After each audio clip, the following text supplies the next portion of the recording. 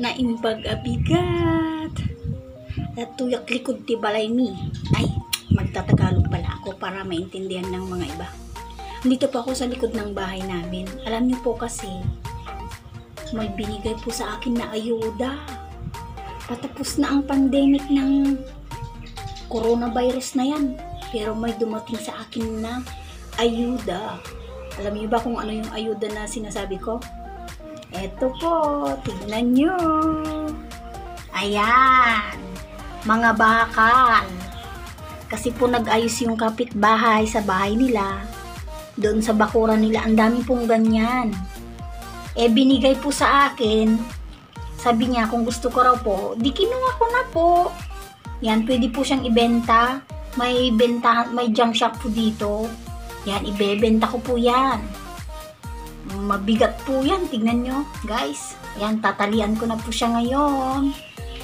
Kala nyo kung anong ayuda na, no? Yan, Taiwan Life guys. Taiwan Life. Yan, tatalian po natin siya. Bebenta ko po ito. Yan. So, tignan nyo po. Mabigat po to. Ang dami. Bakal.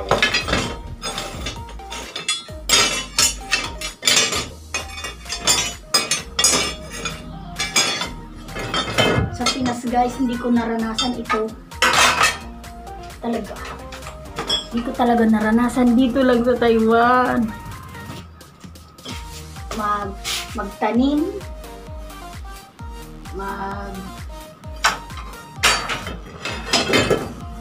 Kung ano-ano dyan.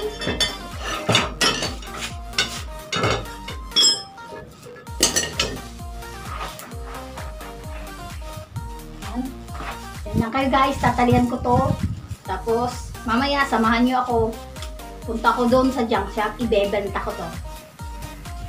Tignan natin kung ilan ang pagbebenta natin. Taiwan Life.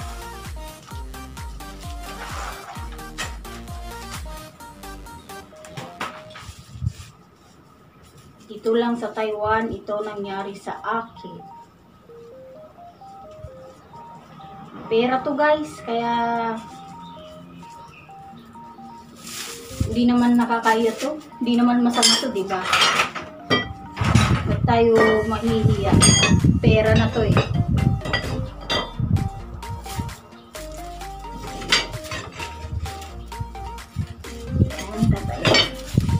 Yan lang kayo guys.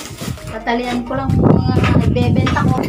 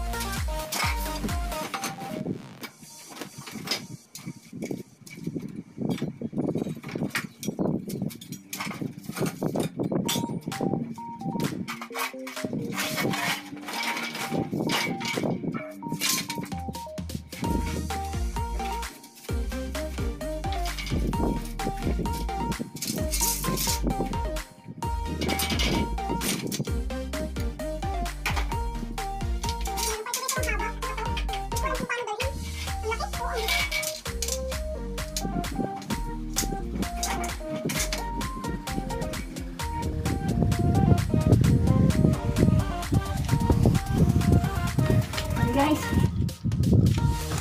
update ko kayo. Pupunta na ako sa aking doon sa pagbebentahan ko sa junction.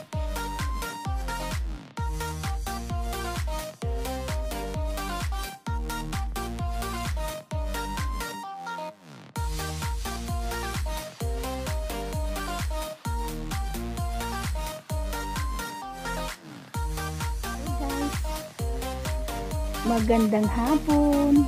Alam nyo, may ayuda na naman galing sa kapitbahay. Ito mga bakal. Ibebenta ko na naman. Taiwan Life. Dito lang ako sa Taiwan nagganito. Sa Pinas hindi ko naranasan ito. Yan, ibebenta natin yan. Nung isang araw nagbenta na naman ako, binigay na naman ng kapitbahay. Ayan yan, yung mga yan. Binenta ko yan noon isang araw. 50 kilos lahat yun. Ang isang kilo, 4 NT, kaya 200 NT yung napagbentahan ko. Yan. Tignan nyo guys ayusin ko to.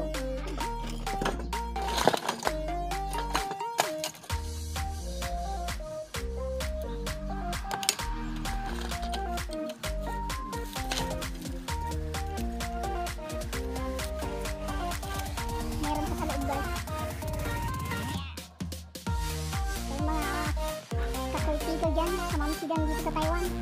Sino ang relate dyan, nagbebenta rin ng kalakal.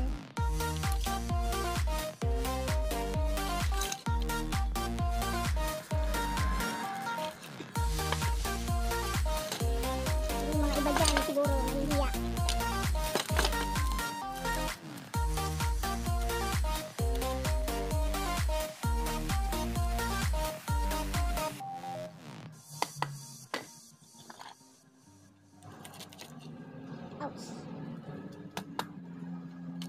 Mabigat na rin to, mga 10 kilo to, tapos sa loob meron pa. O kung 20 kilos times 4, di may 80 na ako, di ba? Pambili na yun ng night shop.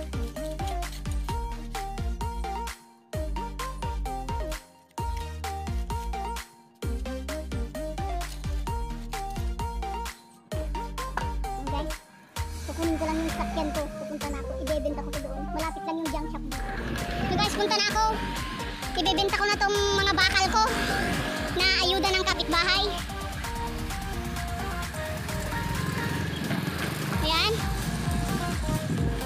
Malapit lang naman dito yung pagbentahan. Nung isang araw nga nagpunta ako 50 kilos yung nabenta ko. 200 NT. Ibenta natin to guys. Woo!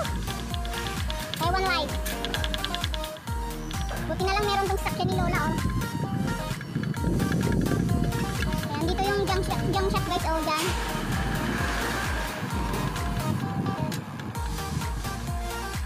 Yan, dito yung pagbentahan. Sandali, may sakyan.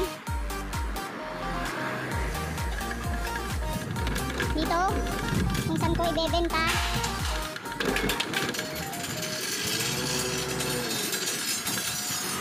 Hello guys, ito yung napagbentahan natin. 96 NT kasi 24 na kilo. 4 NT ang isa, kaya 96. Di ba? Kaysa nakaupo ako doon, di wala. Ito, naka 96 NT ako, kaya Taiwan Life. Kaya uwi na tayo guys. Again, thank you for watching. Don't forget to subscribe and hit the bell notification para ma-notify kayo sa aking mga video. Bye-bye!